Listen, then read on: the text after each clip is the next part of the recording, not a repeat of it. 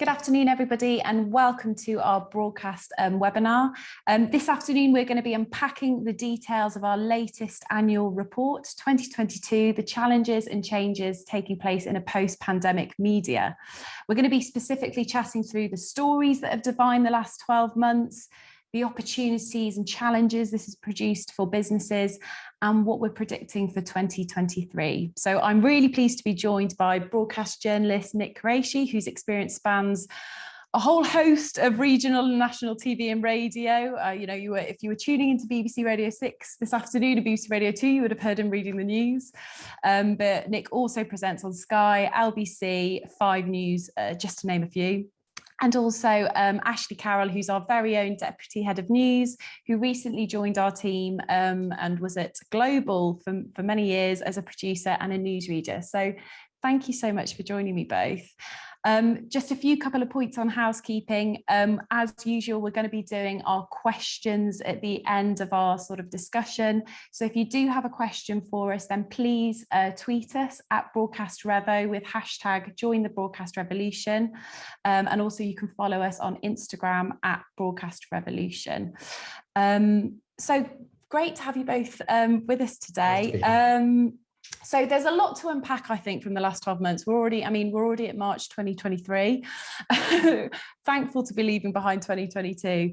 But if we're, I suppose, going to take this moment to have a bit of a reflection on the stories that shaped the last 12 months, we saw some big changes, some big issues emerge in the last year, Nick. So I suppose, what do you kind of see as the key moments from last year and how they've shaped broadcast? Wasn't it a really incredible year, I think, for news? We'd had COVID, and while that's still making headlines, so many other things have made headlines. I think I remember the day that the COVID restrictions were lifted in England. The next day, we were into the war in Ukraine. So that was a year ago. I mean, that's a massive story, isn't it, for 2022?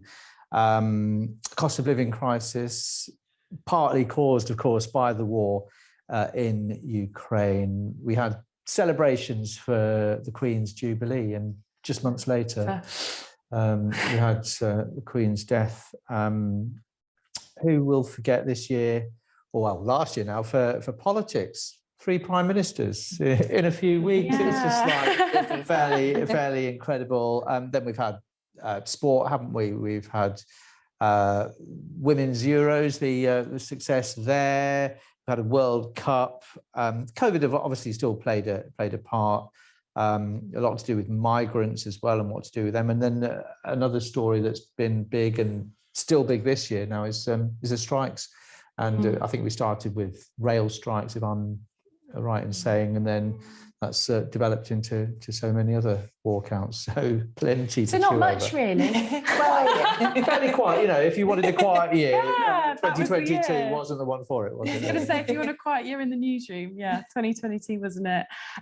Probably something else I've forgotten, but they do. I think that's enough to be probably going on many with. Things. Yeah. And I think it's interesting when we look at COVID.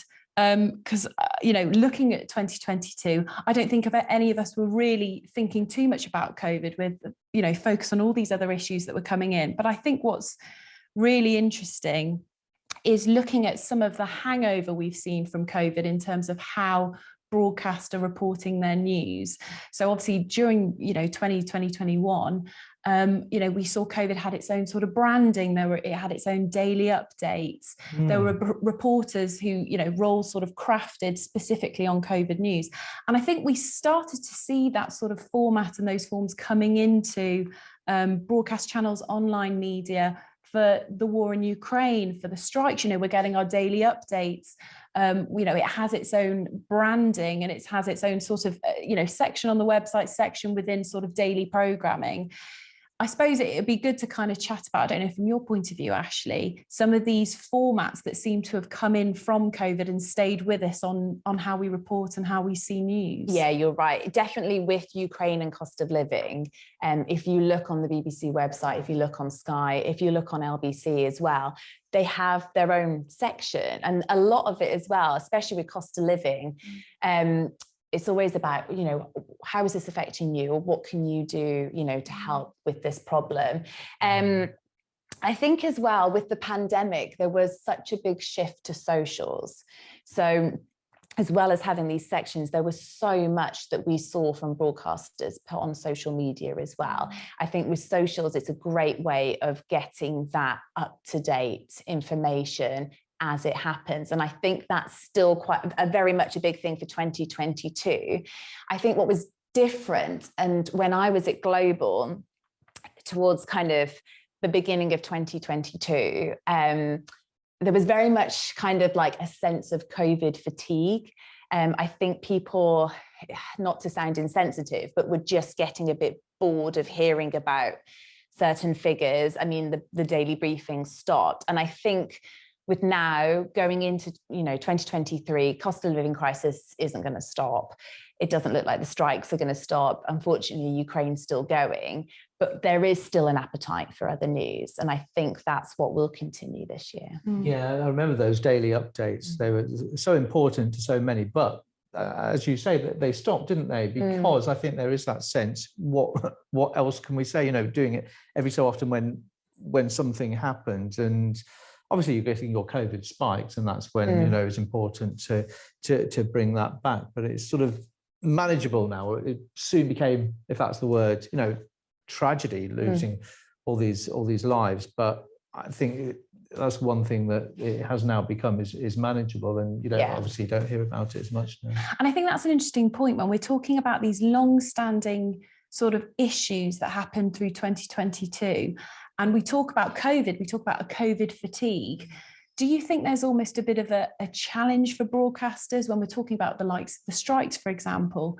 Do we think it will get to that sense of a fatigue? How do we find ways of, or broadcasters have to find ways of still telling the important stories, such as cost of living, without audiences feeling bogged down by it? I don't know what you think, Nick. Yeah, I think you have to. I mean, there's so many strikes. Honestly, last night when I was at work, there was strike this, strike that, and here, and people get lost. I think you just have to occasionally just hone in on one of them, whether it's ambulance strikes, and see how it's affecting people, or certainly the nurses strike. You can't do everything, and I think it's you have to be fairly selective, which is, you know, every strike is important. But once again, I do feel with strikes and broadcasters, when they first happen, it's important. But I think perhaps the audience thinks, you know, how much public support is there for strikes? I think that's what broadcasters have to gauge, whether it is translating. So I think, or have we got used to them now, that it's time to sort of focus on one particular aspect or move on. The rail strikes is one of them. I mean, that's affected a lot of people, but people have got used to it, I have to say. So where does it go from here? So I think perhaps a little change in how things need to be covered. Really. Yeah, I mean, because obviously we talked about the rail strikes, but also cost of living, as we've mentioned a few times, it's a huge one. You know, last year it was all to do with energy prices. We saw the surge in petrol, caused, to your point, Nick, by war in Ukraine. But I suppose it's still a prevalent issue. But I suppose, how do broadcasters keep covering it, keep telling those stories and those focuses without it becoming, I suppose, you know, it's the challenge to find new ways of keep a focus on cost of living and the pressures that families are undergoing. I wonder if you have to, and it's all up for discussion, isn't it? But when it comes to cost of living, you have to find that family who are suffering, tell their story, give them the focus. You remember years ago, I don't know how much it's done now. I mean, it's different now. You can put things online, but used to give them a camera themselves, you know, a small handheld camera for a family to go through their experiences and tell how they, just to see how they are doing. But it's along that line, isn't it? You've got to think of different ways of doing it, but keeping it relevant. The cost of living affects people, and so I suppose people really need to be at the heart of the story. And I think as well with COVID, we were getting to a point where, okay, restrictions were being lifted. Not saying it's an end to the pandemic, but it was like the worst is over. good changes are happening now. So that's kind of where the focus then shifted.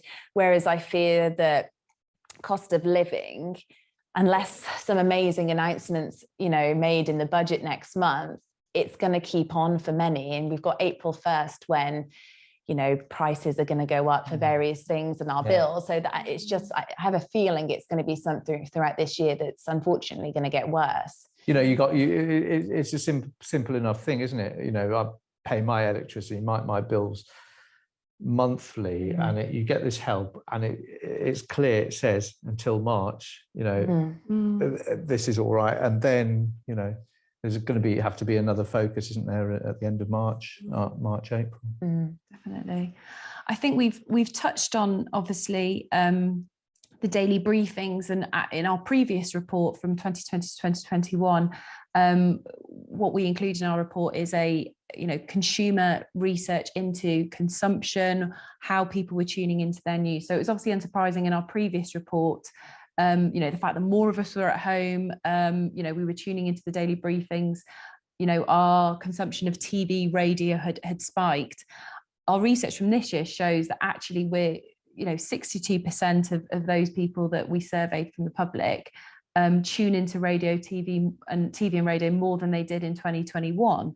So I think there's still obviously this, you talked about social, Ashleigh, but actually there's still this demand, I suppose, to access news, TV and radio. And I wonder if that's sort of spurred from, when we have breaking news, the first thing you do is switch on your TV. I think that's it. I think it is. That is predominantly it, isn't it? Breaking news. I mean, you can go to the website. You can look at your news online or through different media.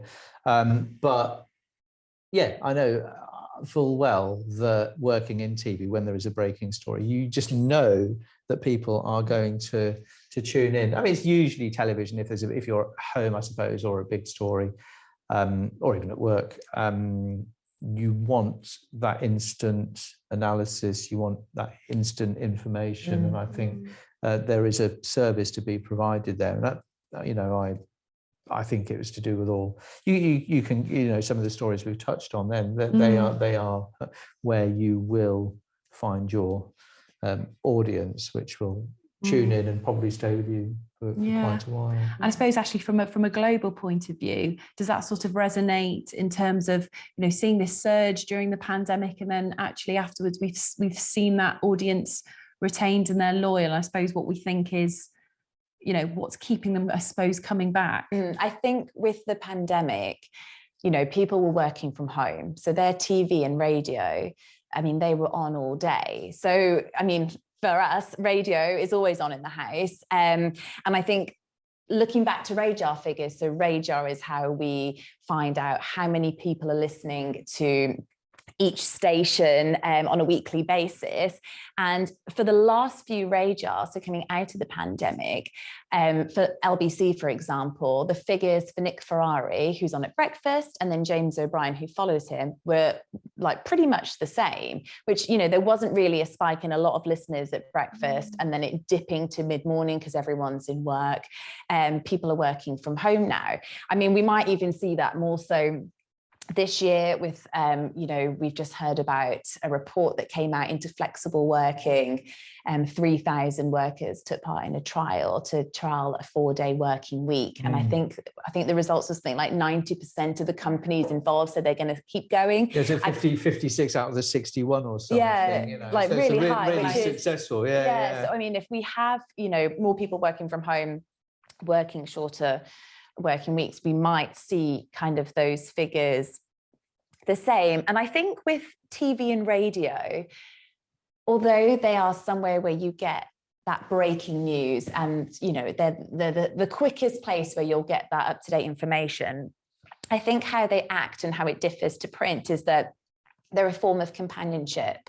They're a form of entertainment as well, and I think it's that trust that comes into it, and I think how kind of radio might top the poll when it comes to most trusted source is that it's a place where people can they can call in, they can express their views, They can call into their favourite presenter. They can call in and speak to their least favourite presenter because they disagree with what's said. You know, it's a forum where they're able to speak to a prime minister or the mayor of, Manchester or London. You can't do that elsewhere. And I think that's where radio, when it comes to trust as well, I think that it really stands out. Yeah, that's borne out, isn't it, by some of the, I was thinking of LBC, especially because some of the callers you hear, I've called you a few times, and sometimes you even pluck up the courage. You wanted to do it or wanted to get through. I'm a first-time caller, and they're always welcome. And it is that sort of intimacy, isn't it? And being able to have that conversation, which is nice, and perhaps dwindling in a way, that's an exception. I'm sure we'll talk about this. BBC, especially BBC local radio, that feels intimate, doesn't it, with your audience who are in your patch. But again, things are changing. And that intimacy probably, like you were saying, Ashleigh, it's far more with radio than it probably is with TV, isn't it? Because it's more interactive in the way that you described. You probably feel a one-to-one more, don't you? I think in so. A way there. But it's like podcasts, I suppose, as well.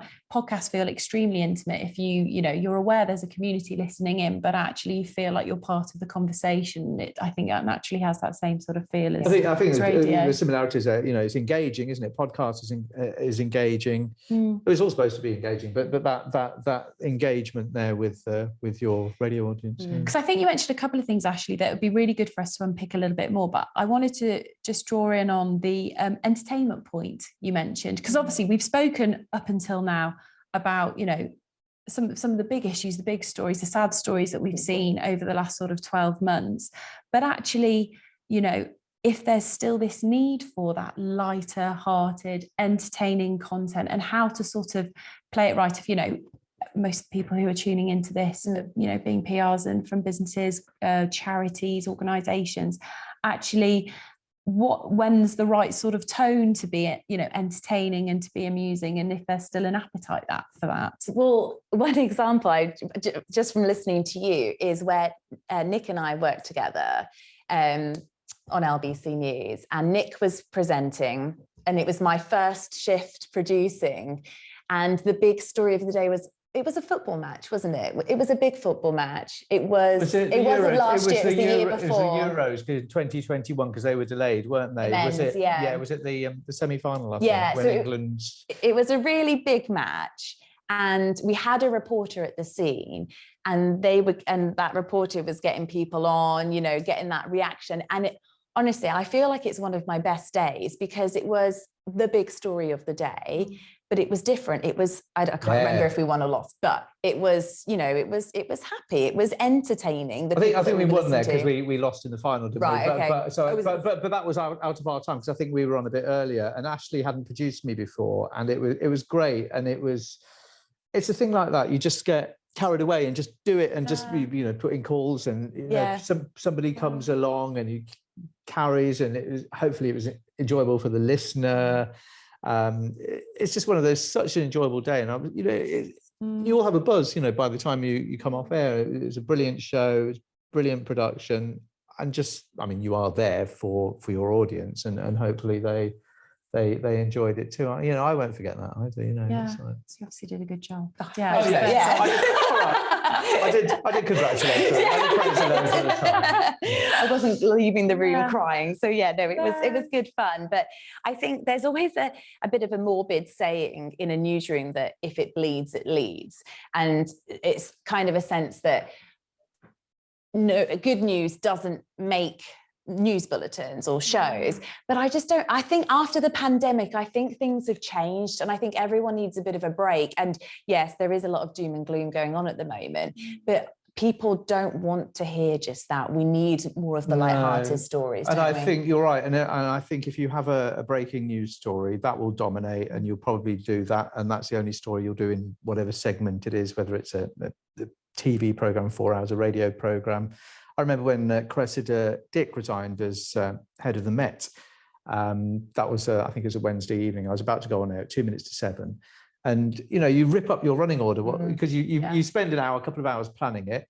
And then luckily you have a good team, and I did, and everyone then puts in calls, tries to get guests, immediate reaction, and that's the only story you do for the next 4 hours. But you're right, it should always be about light and shade too. And, you know, whether you're doing a news bulletin, whether you're doing a program, you do need those. I'm thinking like LBC News is a rolling show that, you know, they are 3-4 hours each of them, and you know, they are geared for various sections. You have your top stories, middle bit, sport, and you should have some sort of lighter stories towards the end, and done well. Yeah, you're right. Often, if it's a big success, I don't know, an award ceremony or something, it can lead bulletins, and you shouldn't be afraid to, really. Because I think, you know, we always talk in TV about the and finally pieces and things that make a nice light ending. And I think what we're saying here is it's stories that prompt an emotion, whether that's laughter, whether that's sadness, smart. It's something that prompts a little bit more and goes a bit beyond, oh, that's quite interesting. It's actually what your audience will emotionally, I suppose, engage with. Well, one thing that I learned, and somebody said this ages ago, if you got a news bulletin, a running order, you know, a program, a half-hour news program, regional news, for instance, or even national news, people will tend to remember the top story and the and finally. So so if you're making the top or the end, actually, you're doing well. The other thing that I just wanted to draw on, which going back a little bit, is just what you were saying about trust, Ashleigh, like trust in radio, because that's something that we asked about in our previous report, and we asked about in our research when we were asking the public about media this time around. And again, TV radio is head and shoulders above the likes of newspapers and social media in terms of sources that they trust for their news. Why do we think that is? Is that a hangover from the pandemic, or is that just how it's always been, I suppose? I think through the pandemic, TV and radio perhaps played a greater role than print because of, like we were saying, the immediacy of getting the news out. You know, you could watch or listen to the press briefing live. So you were getting your information through TV and radio. Print would always follow after. Socials as well would tend to follow after. But yeah, I think it is. I think the biggest thing is because of the breaking news aspect. And it's, you know, if there's a terror attack, someone huge dies, what do? You still turn on the TV and radio. And I think it's always been that way. And I don't think that will change. But I think it goes back to the other aspects of, you know, that it's a place that you can turn to if you're feeling lonely, if you want information, if you want to find something out. And I think it's just, it's kind of like, I don't know, just a bit of a buddy sometimes. And yeah, again, I don't think that will change. Well, I hope it won't change. I don't know. What do you think? Is it something to do with the immediacy, the spoke, maybe trusted because it's spoken, you know, whatever you say in this form of media, the TV or radio, you know, that's it, and it's there. Whereas print, you sometimes have to read through things. You can get an instant soundbite or instant comment. You know, talking about terror attacks, I remember that the audience. It's another thing. I mean, luckily we haven't had one for a while, but I remember the London Bridge terror attack. It was at 2017. There was a couple of months there were a lot of terror attacks, started with Westminster Bridge, Manchester Arena, and this one at London Bridge. And we got word something was going on, and I got there on the scene, and we went on. It was the BBC that I was working for. Then we did the news channel, but then they cut to BBC One. And I've never heard of a Saturday night audience. It was a Saturday night and Sunday morning. The audience is like that. Whereas obviously it would have made it into print. It would have made it online on websites, but for instant reaction, and you can see the pictures, you can see the moving images with the cameras. So, and I think it is that. I think it's that because you've got access there to getting some immediate reaction, spoken reaction. With print as well, it's the next day. So what you're reading in a newspaper is probably what you saw or heard the previous day. And it's great because obviously print has more depth and more result. They can go into things more, and you can get more analysis. But it is the immediacy, I think, isn't it? Yeah. Just a quick reminder to everybody to keep tweeting your questions at Broadcast Revo with the hashtag Join the Broadcast Revolution, as we will come to questions at the end. Because I think obviously everything we've talked about, you know, we've seen a very turbulent news agenda in 2022. And I think the way, you know, what we speak a lot to about clients is obviously that the ability to be proactive as well as reactive. And I think that's an area that would be good to sort of unpick a little bit, because, you know, when we see these long-standing sort of issues that aren't going away, and we see the news reporting on, you know, cost of living in terms of businesses and their challenges with their energy price rises, and we see, you know, different communities shone a light on essentially to talk about what's happening then with under all these various issues. So I think, you know, we always talk about the need to have to invest in your experts and your expert voices. What value can they be adding to comment on the news agenda? So I suppose, you know, from your point of view, Ashleigh, you know, you're our deputy head of news running our newsroom. What are, I suppose, some of these opportunities that businesses, not even businesses, charities, organisations could be sort of utilising as a means of having a voice on the daily news agenda? So the newsroom at Broadcast Revolution works on a proactive and reactive basis. So what we do every day, every morning, is scour BBC, Sky websites. We look at, you know, we listen to the radio, we watch TV. What are the top stories of the day? Okay, then we think, what clients do we have who are our best voice to comment on those certain stories? And also reactive, you know, 4 o'clock in the afternoon, there's some breaking news on something. Oh, you know, I've got a great client, I think, that would be able to offer their voice for either later that day or for the next day. And I think kind of two of the big things are communication and availability. So when I was in the newsroom at Global, we would often get a press release regarding a story. And then we'd call up, ask for the guest, and then it's like, well, no, they're not doing any broadcast interviews, or no, they're not available today or tomorrow. And I think that's kind of where, you know, PR companies could really learn from that. It's about, you know, having that availability and making sure they're the right, you know, the right voice to be able to speak. I think that was kind of one of the downsides of sometimes when you'd get a press release, you know, people think print, or I'm just going to send this, you could put it on the website.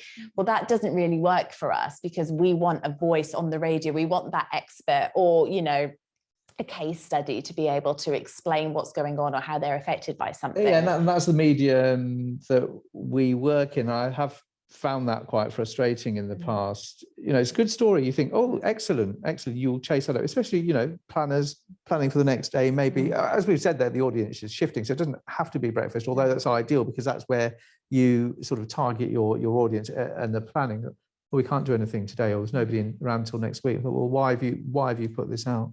So I think, you know, if you're going to back it up, if somebody is quoted, let them speak. I think there are different ways of possibly, I don't know, we can come on to this as well. Fine, people interview them, we can do them live, we can do them perhaps pre-recorded for the next morning, which, you know, I do a lot of commercial radio outside LBC, they do that national radio. But quite often it might be helpful to just have a soundbite, or a lot of commercial radio is about sound bites, isn't it? And telly to an extent. 15-second clip, isn't it? Yeah. So maybe think towards that. Have the most brilliant sound bite from an expert, from a case study, and that will be used. And something that's hard hitting, can often shape a story, can't it? With what somebody says, some blah blah blah says this, it won't work. It's a load of rubbish. Tony said that. I think that's the way a lot of things are going, and especially with the you know, your younger audience, your TikTok audience, they don't want to sit through loads of interviews, do they? And loads of things. Our attention spans are getting shorter. Yeah, even mine. So yeah, I think that's very handy to think like that. And sometimes, I don't know, I've never really done this, but if you've got a website, or if you've got put the clip on there, put a clip. You don't need to have necessarily anyone interviewing. If you've got something, if I want to plan for tomorrow, there's a decent story.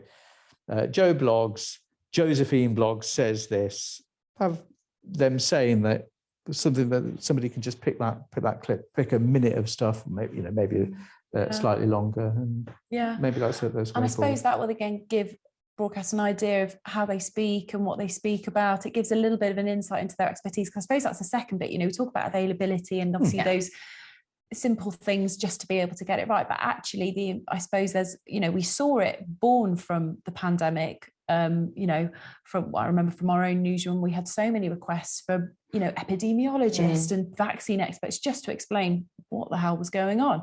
So I think what we've noticed is this appetite for experts. So I suppose investing in developing that expertise, those relationships with the media is really important as well. And I suppose one way in which organisations can have a bit of a voice and sort of engage with broadcast media.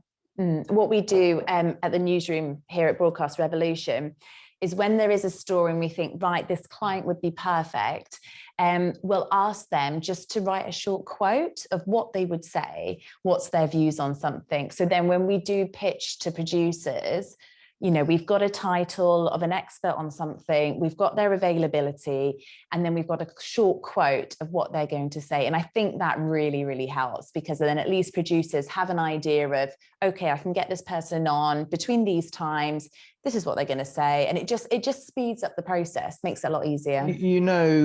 A lot of this industry deals in briefs for presenters or the people interviewing. So our end then would have an idea what somebody's saying or where they're coming, that says this, written down. And then if they stick to saying that, then that's very helpful. It gives you a guide really where we're going with the interview. And I think we all want to get the most out of anyone who's speaking. So yeah, for sure.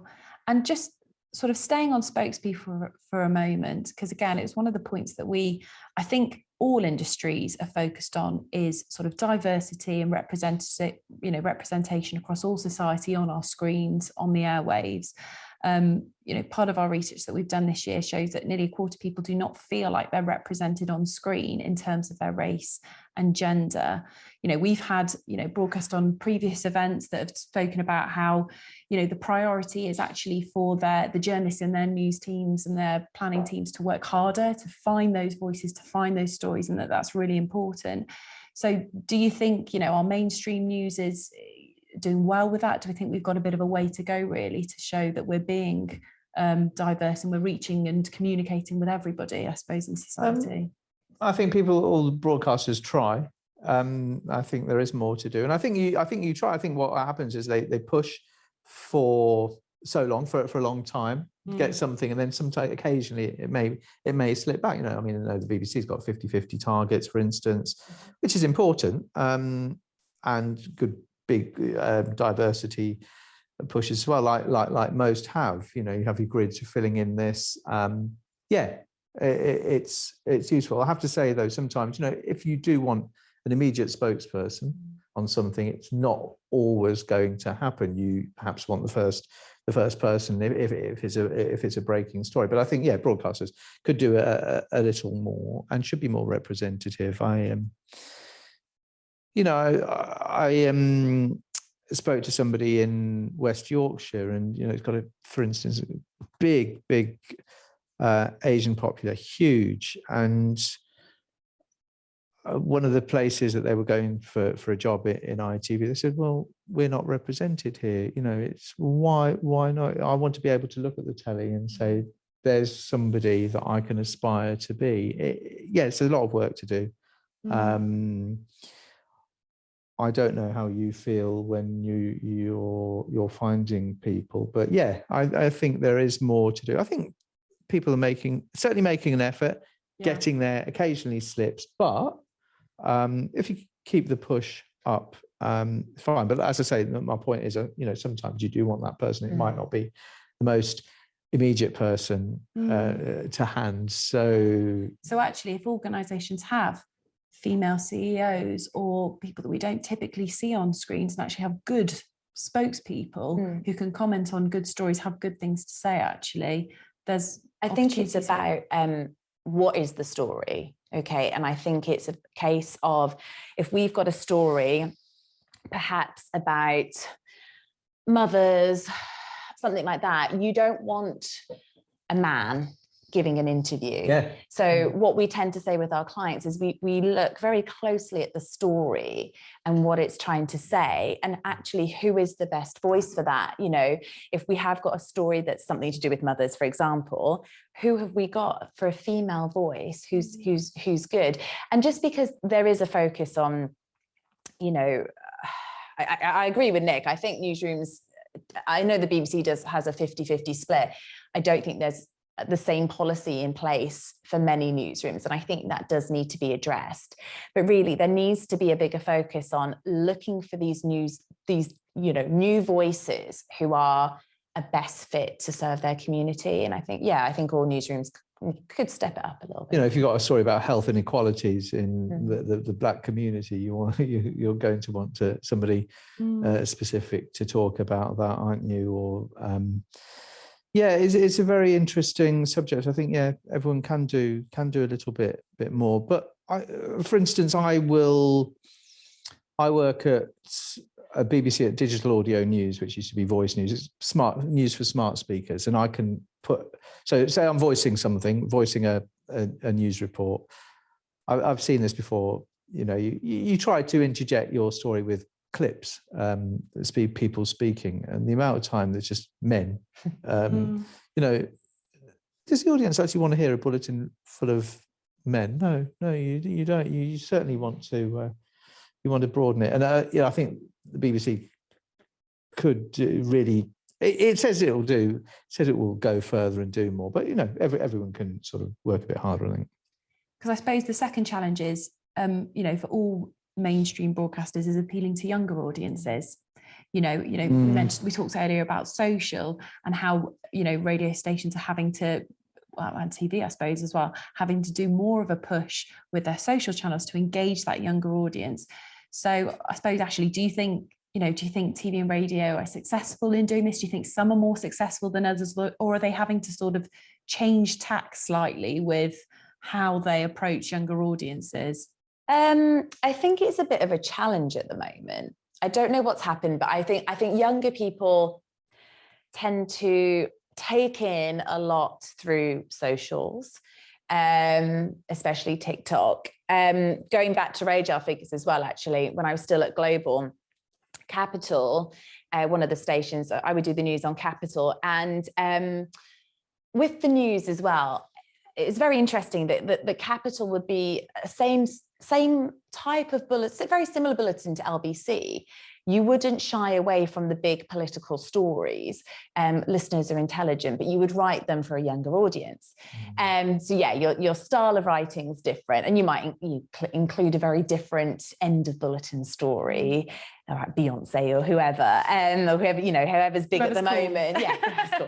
I always put a Beyonce story in. But what we've seen with Radar recently, actually, is that the listener figures are great, but they've actually lost quite a lot of their younger listeners, and it's kind of like the age has shifted up a bit. And what we've noticed as well is we've noticed them kind of acknowledging this through a shift in music. So when I would listen to Capital, you'd still hear, your big top 40 songs, but then there'll be like an old song by Justin Timberlake or something that kind of like your more heart music has shifted down to Capital. Yeah, I noticed it a lot before I left, actually. But the news would change a lot. So it's like, and they have a big focus on socials, so on TikTok and Instagram. So it's in a way, I think they're trying to attract those younger listeners through the socials and through their celebrity guests. But they are very much, okay, well, we accept that we have got, people in their 30s, early 40s that are still listening to Capital. So we're going to serve them through the music, and which I think is really interesting. So I don't know how they're going to go through this year, but I think it will be quite challenging with younger listeners, I think, for all radio stations, really. But that's an interesting point, and it'll be interesting to see. I know we were chatting before about, you know, what the likes of Radio 1 are doing with that. Is that, are they going with their audience as their audience are aging? And like you say, they're sort of servicing one audience through the airwaves and another one on their side of social channels. I think that's quite interesting to see how others who are competitors to the likes of Capital go about doing that. So no, I think that's very interesting subject. I mean, yeah, we've got the TikTok generation, haven't we? So, you know, even I might. I think I'm on it. I'm on it. I don't know how to. Doing the latest dance craze. I'm not sure what you're doing yet. But so I know some of the presenters on Sky are very au fait. TikTok was just huge through the pandemic, wasn't it? It was just a way. I think maybe it's boredom. We were all stuck in our house, so everyone was doing a dance. But it's kind of stuck, even though we're out of that pandemic now. So yeah, it will be interesting to see for this year. I think it's all about adaptation, isn't it? I think ITV have got a 1 minute thing, a 1 minute bulletin that they use as much visual, as many pictures as they can, but you know, just try and cram it all in, which I suppose it works for an audience. I still do think, though, you know, whenever people are looking on online or social, whatever, but I still think there is such an audience still for radio. Maybe the younger people are shifting a bit, but still, you know, how many times you're in the car, how many times you're in the kitchen, how many times, you know, you still got that, even though you don't have to always put the telly on. Sort of somehow radio is in the background. And I think that's the interesting thing, is it's also this combination. Well, it's weaving in content as well, isn't it? For mainstream media. So, you know, we're talking about sort of social, but even sort of we've seen a bit of a surge last year in more of the commercial stations, I suppose, you know, offering a live stream link to their sort of radio. So it's radio, but actually if viewers want to be logging on, they want to be watching, they can be doing that. Or we've been seeing sort of media, to our point what we were saying earlier, you know, cutting up bits that they're then seeding out on their social to drive that engagement there. So I suppose, do you think, you know, and like vodcasts rather than podcasts, essentially. So do you think we're going to keep seeing this, I suppose, merge of visuals and, you know, link with social media and content? Yeah, I think this is going to be a huge thing. Well, it will continue to be huge. I mean, LBC, their studio is rammed with these amazing cameras and lighting. It's like you're in a filter. It's, you know, it's amazing, because now that the pandemic's over, we're back to having, or they're back to having, big names in the studio again. And what they'll do on various apps is there'll be a live stream to this presenter and the guests. So you're able to watch it. I mean, what we say here to our clients is when they're about to go for an interview, even if it's radio, we always say to them, just think that you're on TV, because even if it's a Zoom interview, you know, it's being recorded for then, you know, a producer can take a clip and put it on socials afterwards.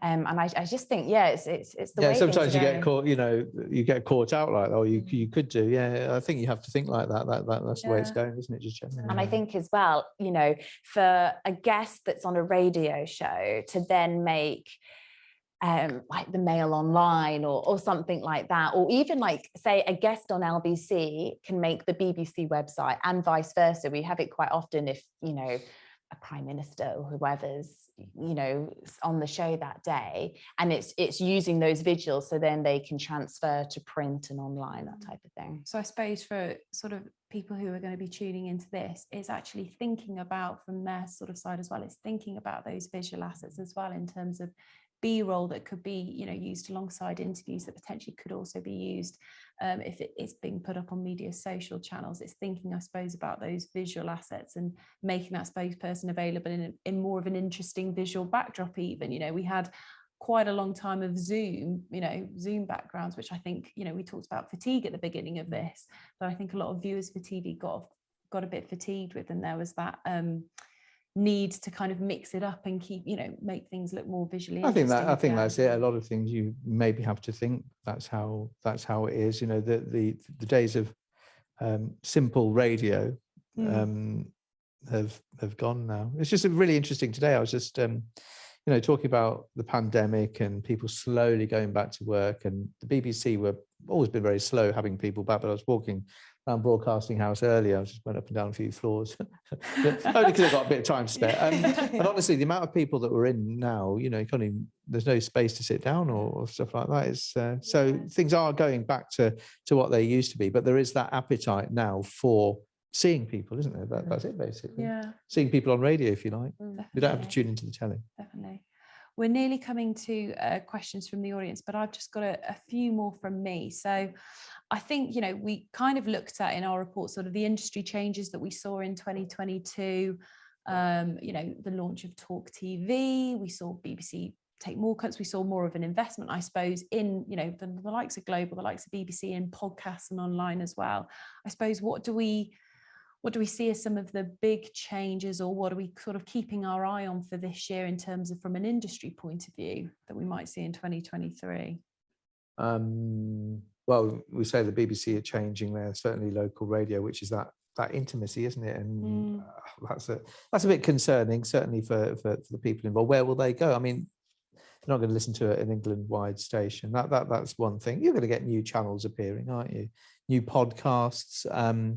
BBC Sounds is a good one because they have now a news bulletin, that's going to change. They have a news bulletin at the top, and then various podcasts there. You can see that on BBC Sounds. That's the way things are going there. That's positive. I think there is perhaps a shift away from.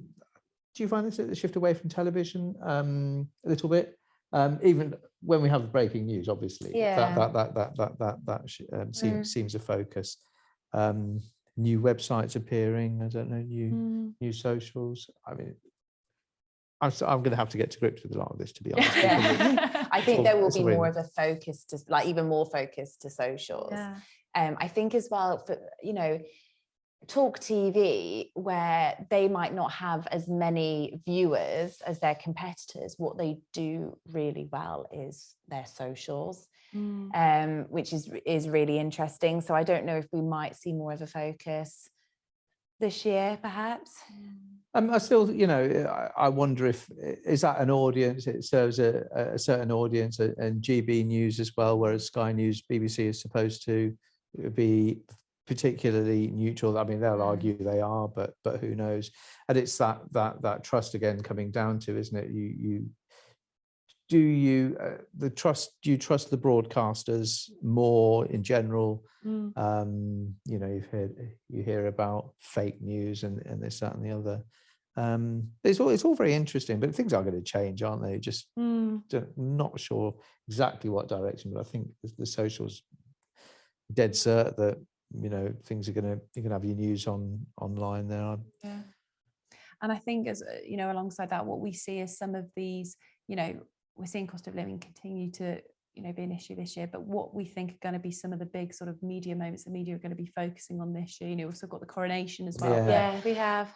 What we sort of see and predict to be those big moments for 2023. More strikes, more different groups, more of everything. More of everything. Yeah. I mean, I think so. But there's this you know, if we'd talked 3 days ago, it would have been different. Maybe there's this push towards some kind of resolution with the strikes, but there's this gulf, isn't there?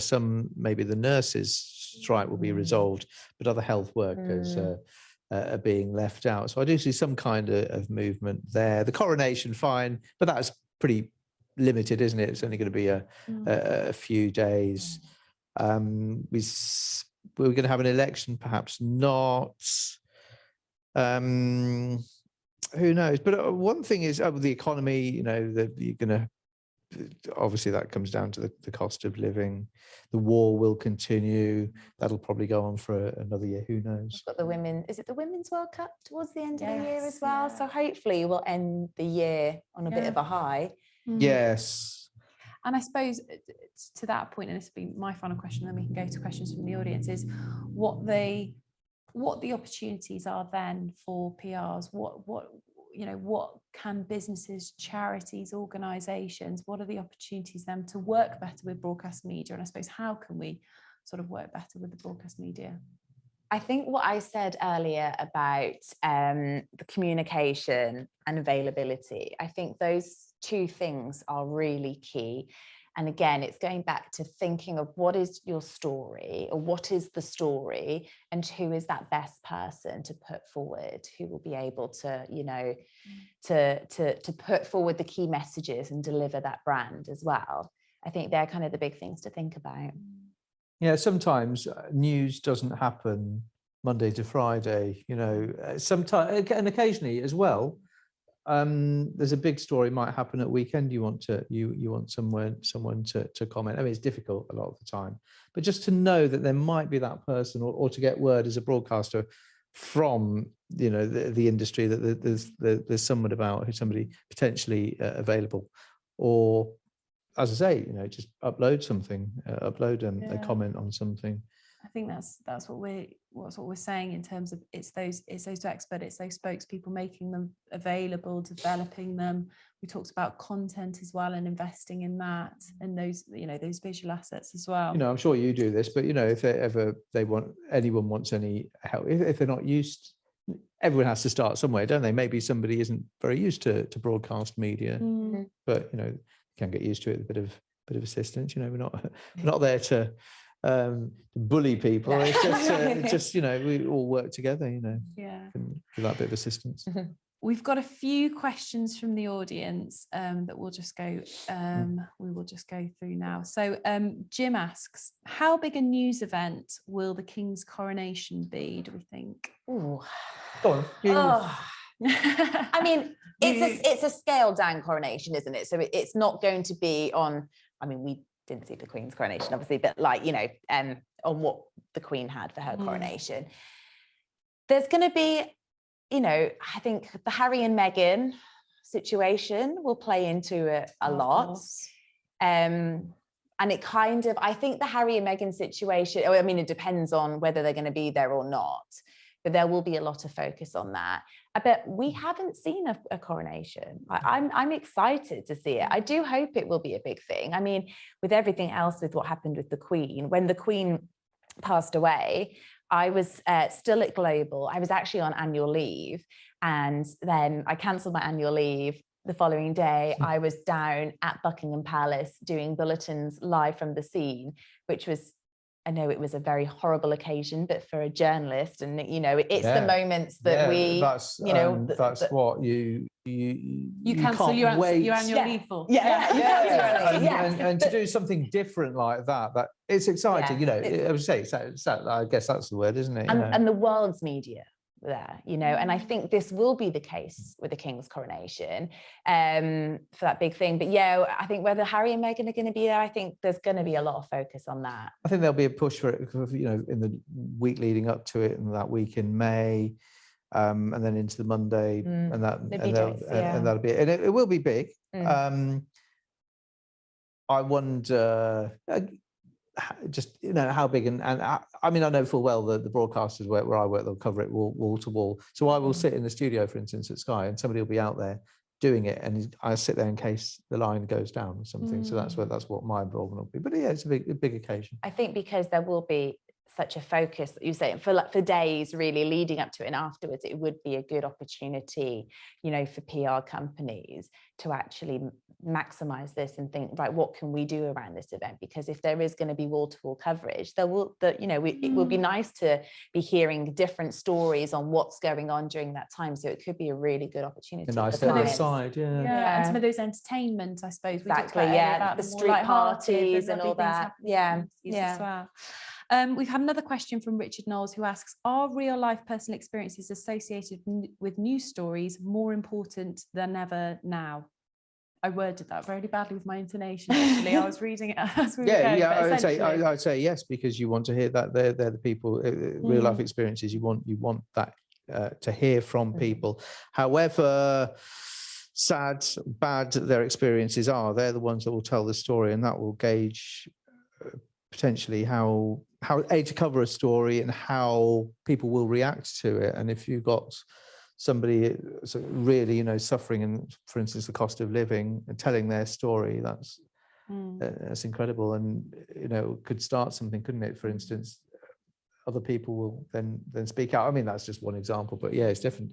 I think we always, as a broadcaster, you want to hear from their people. Experts are great, you know, somebody in the industry, but having that person there that can tell their story. When I started in journalism, 100 years ago, this guy who ran press agency said, well, if there's 20 houses in the street, there's 20 stories. So everyone's got something to say, but yeah, people don't want to. And there is sometimes there is trust in the media with certainly with some people I know, but if they are confident enough and trustworthy enough, they trust the media enough, yeah, it's important to hear from them, I think. We've got a few more, so I'm going to quickly try and get through these, and then in the next speed round. Annabelle Williams asked, how do we bring something new to cost of living stories? We know media want to talk about it, but how do we do it without being repetitive?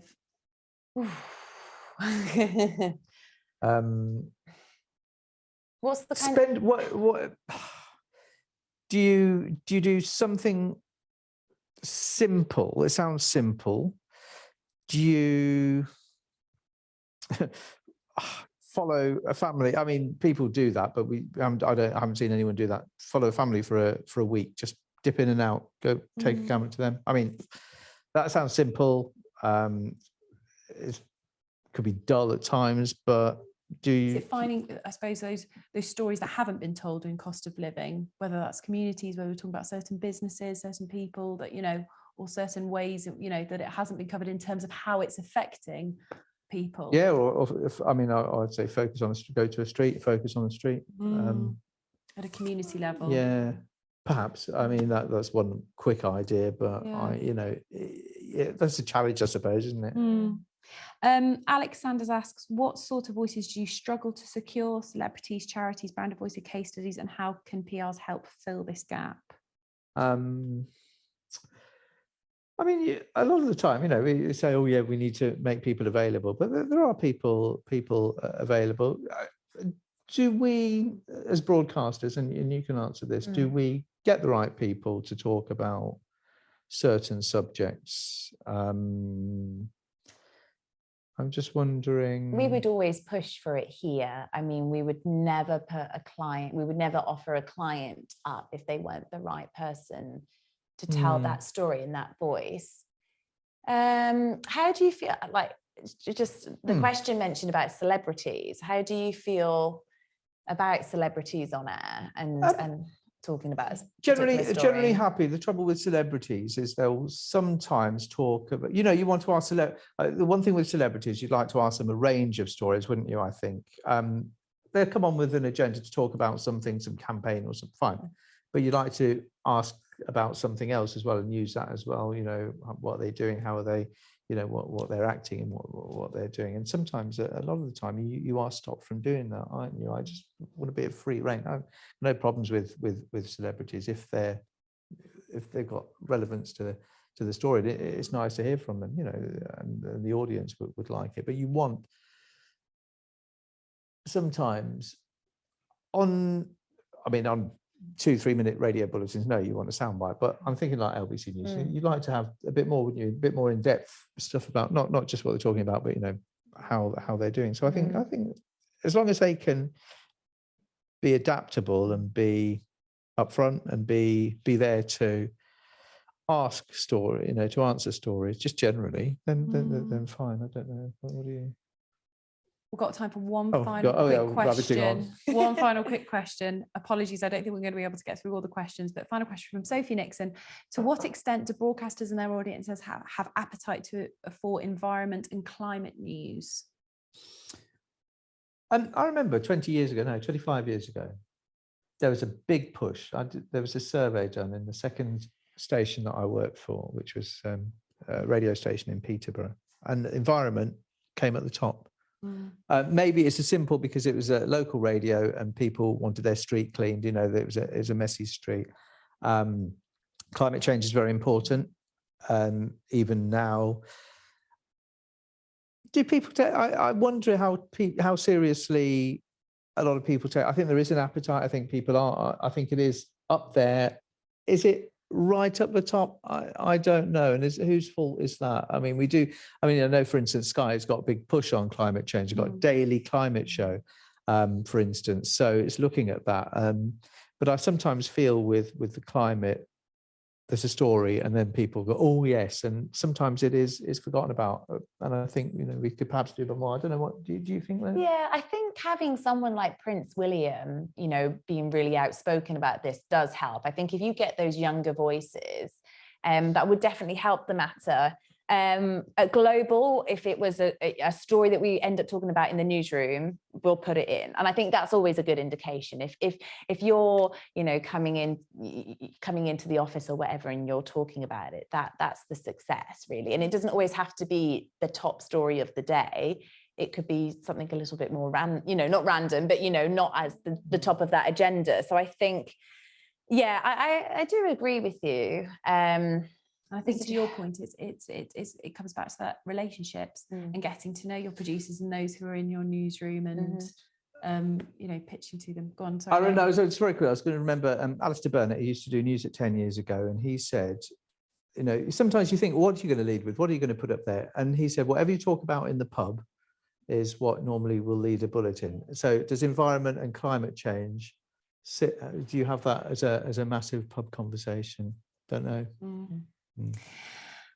Thank you very much, both. We have run over by 3 minutes, so really? we are. Oh, it felt like half an hour extra, really. Done a terrible job of timekeeping, but thank you very much, both. Thank you so much for you, Nick, for coming in, and to everybody who has joined us remotely. We're going to be releasing our broadcast report over the next couple of days, where you can find all the details of all the research and everything that we've spoken about this afternoon. If you wouldn't mind hanging on to the very end, we do have a quick poll that would be fantastic for all of you to fill out, because that gives us a bit of an insight into guests and events that you'd like to see in the future. Our next event that's coming up at the end of March will be offering an insider look into the newsroom. We're going to be hearing from Global as well as Sky News. So do keep your eye out for that invitation, as that will be coming through in the next sort of couple of weeks. But yeah, thank you very much both again. Thank you.